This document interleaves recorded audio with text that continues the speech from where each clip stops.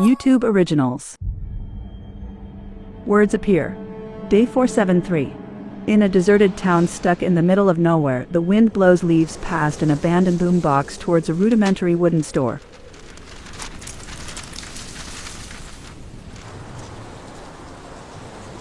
Abandoned rowing boats sit outside a hire shack, as well as outboard engines. On the porch of a wooden cabin, a swinging chair rocks in the breeze.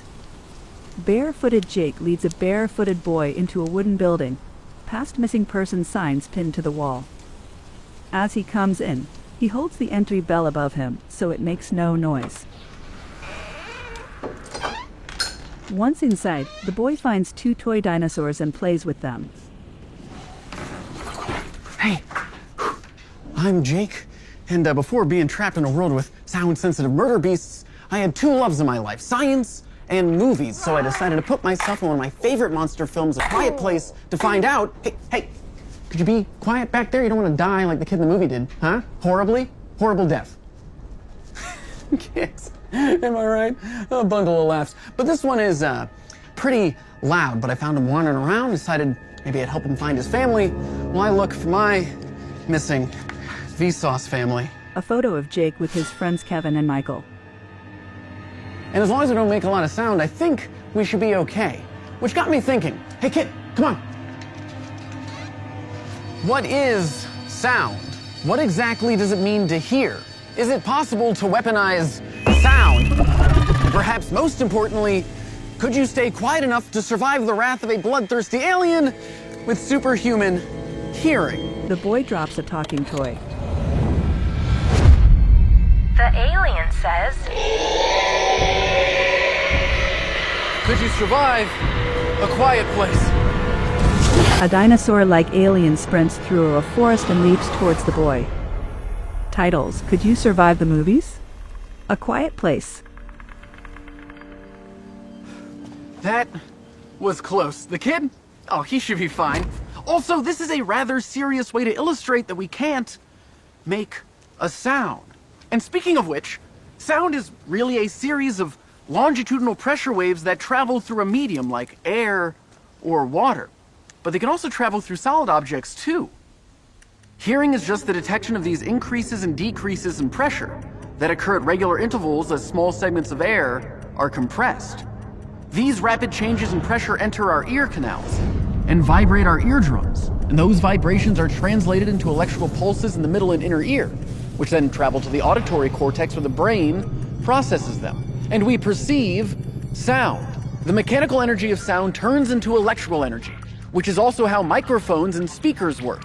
And speaking of microphones, this little device contains one, and it uses it to measure the intensity of sound signals. Could be pretty useful in figuring out whether we're being loud enough to get eaten by one of those horrific monsters that's making my life hell.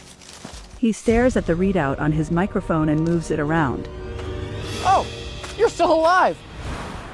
Ah, kid, I really thought I lost you out there. It's good to see you. Wait, what is that? Don't you do it. The kid pulls the trigger of a plastic toy gun. Jake looks alarmed and runs. Oh no! Kid, come on! Jake sprints along a rocky trail. We need to find a quiet place. But what is the quietest place? In a dark room. What is quiet? Can we imagine it in our minds? It's kind of a difficult concept to understand, because have you ever really experienced true quiet? Because sound, as we know, travels. It hits surfaces, bounces back off, it reflects. So if we wanted to, we'd have to create a room filled with sound panels like the ones behind me that absorb those reflections. If we wanted to find the quietest place, we would need an anechoic chamber. The world's quietest place is an anechoic chamber that had a decibel level of negative 20.6. To put that into perspective, 0 decibels is the lowest a human ear can hear. These rooms work by absorbing all reflected sound, leaving you with only direct sound. So if there's nothing in the room to make noise, then there is no noise, right? Now, the only way to experience an anechoic chamber is to actually be in an anechoic chamber. And when you're in there, you would notice, even though it's quiet, there is still sound. So I'm going to do my best right now to demonstrate that for you. So, you know what? Let's get rid of the air conditioning noise. All right, that's better. And also the hum of the lights. You know what? Let's just get rid of all ambient noise around me. And now it's just my voice, but even the microphone that's picking up my voice is making noise. It's picking up other sounds. So let's isolate my voice. Okay, now it's just you and me, but we can still hear sound coming from right here. So let's get rid of that too. When we remove all external noise, what we're left with is internal noise. That is the sounds of our body. The blood pumping through your veins. Your eyes blinking. The fabric on your clothes when you move. We are always surrounded by sound. So here on Earth, there is no true quiet. That is a place completely devoid of sound. Because as we remove the noises around us, we start to hear things that we generally don't. And if we can hear those sounds, then the aliens can probably hear them too, which makes sense, because in the movie, they would mask their conversations by going to a loud, consistent waterfall. That would be pretty useful right now. Outside. That was a pretty cool demonstration, right? Right, kid? Kid? The kid has gone. Well, he's probably just a lot faster than me. We should keep moving, though. An aerial view of a farmhouse. Jake walks slowly down a sandy path towards the door of the house. Creeping over the boarded floor of the porch, he goes to knock on the door, but stops as a woman opens it and looks at him warily. Words appear: Ricky, YouTuber, deaf activist. Oh, hey. Sorry to bother you. I'm just looking for a little kid. He's been walking around and... She signs stop. I can't hear you. Why are you talking anyway? The monsters will attack you. Yeah, sorry. Okay, that's my bad. So I'm looking for a little kid, and he's pretty loud. And, the aliens, they're pretty diabolical, so I've just been... Wait, did they follow you? No, I don't think they followed me at all. Ricky presses her fingers against the floorboards. Hey, what are you doing? She signs. Wait, I'm listening. Ricky leads him into the house in a hurry and he shuts the door. Later, they're sitting on the floor. Jake speaks and Ricky signs. So, you've been able to keep yourself safe here from the monsters, but what's your secret? She signs the house is soundproof. Okay, so, I don't really know how to ask this. How do I know? Yeah. Ricky speaks. In addition to reading lips, another way deaf people can experience sound is to feel it. Our senses are densely interconnected, and since sound exists as a physical vibration, it's not surprising that our senses of hearing and touch are connected. Research suggests that our brains are wired from birth to incorporate information from other senses when we listen. We can actually have you experience this at home. We've isolated some frequencies of everyday sounds to see if you can guess what they are just from feeling the speakers on whatever device you're watching with. So, put in some earplugs or some unplugged headphones and put your hand on your device's speaker. We'll play 4 sounds. Guess what they are, and then we'll visually reveal each one. Sound 1. A dog. Sound 2. A truck engine. Sound 3. A car horn. Sound 4.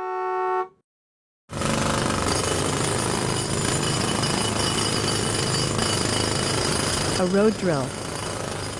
So, could you feel through your fingertips the vibrations from the sounds that we played?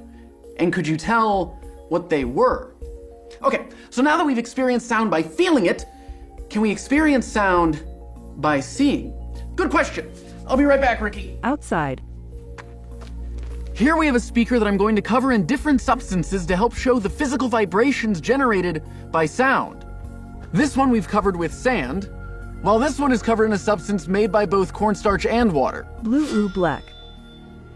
It's a non-Newtonian fluid, meaning it is both a liquid and a solid depending on the amount of force exerted on it. Okay, let's drop the bass. Grains of sand move to vibrations. The sand is sitting atop a Chladni plate, a piece of metal that restricts sound waves to a finite space, allowing us to see the standing wave pattern associated with different frequencies. Now each frequency causes the plate to vibrate in a different way, and the sand arranges itself along the lines of those vibrations. Where there are the least vibrations, that's called the nodes of the standing wave. where sand collects. And they move away from the parts with the most vibration, the antinodes. Gaps between the sand. So you are actually seeing the sound as it moves across the Chladni plate and through the sand. The non-Newtonian fluid, our oobleck, provides more of a three-dimensional visualization of the standing wave pattern. The peaks and valleys of the oobleck are the antinodes, and the flat areas are the nodes. Fun fact, standing waves that move through liquid are called Faraday waves. So both the sand and the oobleck make the normally invisible, that is sound waves, visible. Plus, it just looks really cool.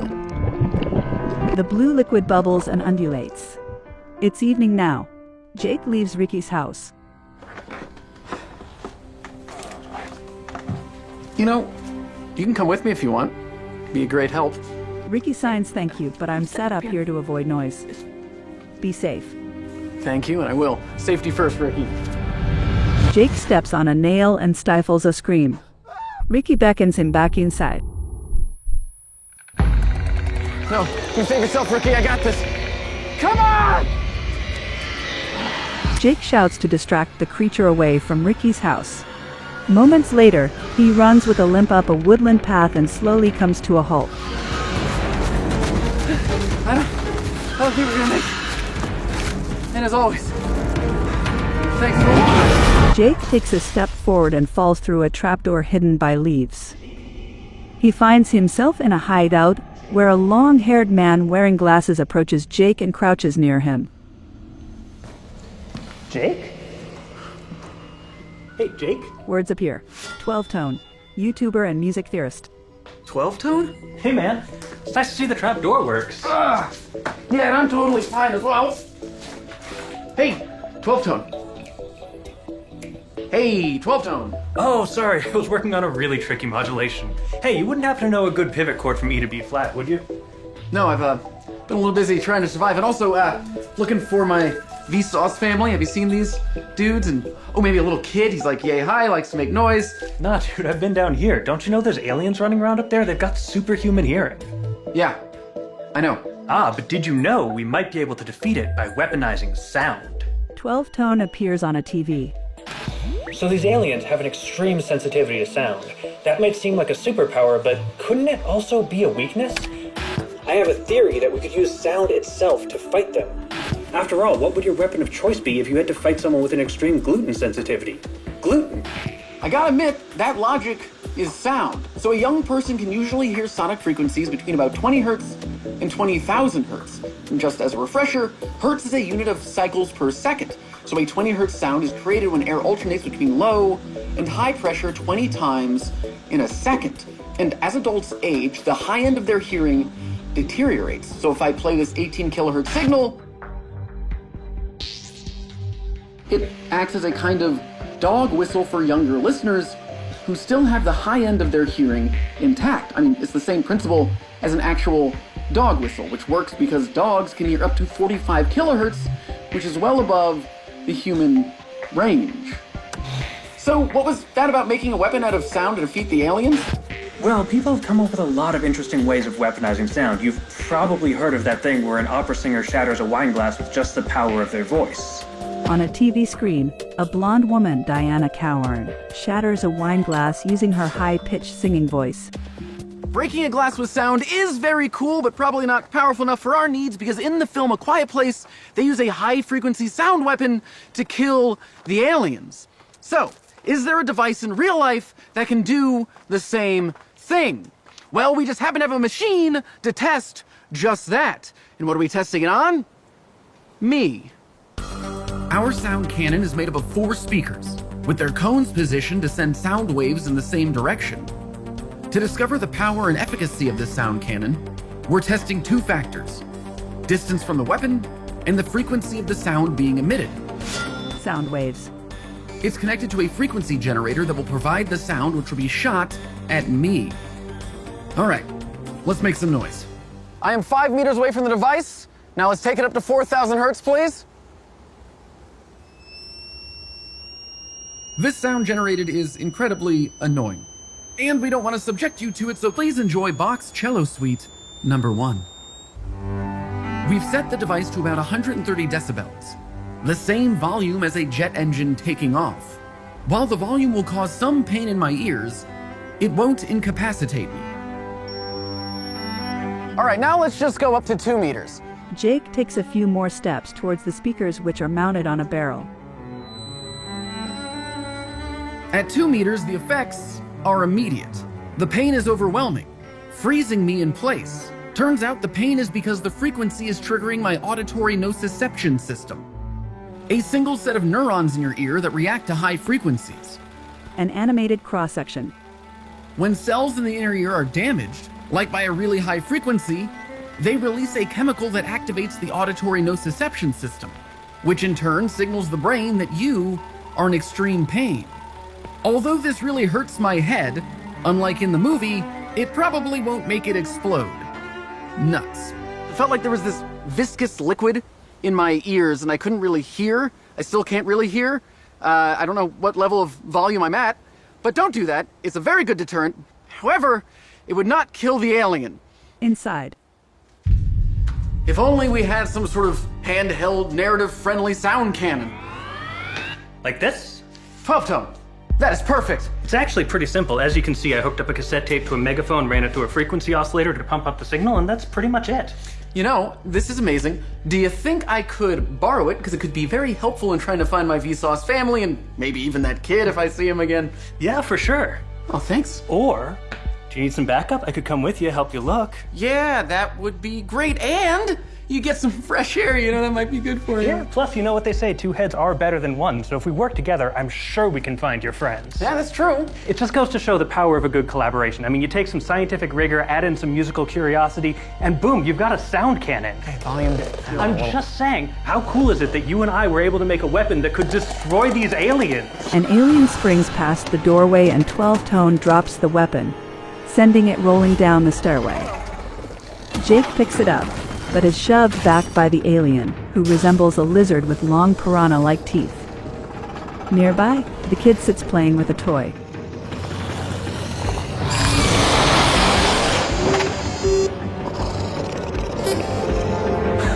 Oh, kid, you're still alive somehow. Hey, listen to this. Jake activates the sound cannon and the creature's head explodes. Why? Oh, kid. Glad you decided to make some more noise. Wait. No. No. Jake tries to deter the boy from playing on his electronic Simon Says toy, which lights up and makes noises. Another alien appears at the doorway. And as always, thanks for watching. Jake aims the sound cannon. This season on System. Clips from other episodes of Could You Survive the movies. Oh no. Come get some! Let's make me hypothermic. Tear this body apart. Oh, the need for speed! Titles: A Zombie Movie, A Quiet Place, Jurassic Park, Harry Potter, Titanic, Top Gun. I don't think you're gonna survive this one. A fighter jet takes off. Logos: Ample, Vsauce, YouTube Originals.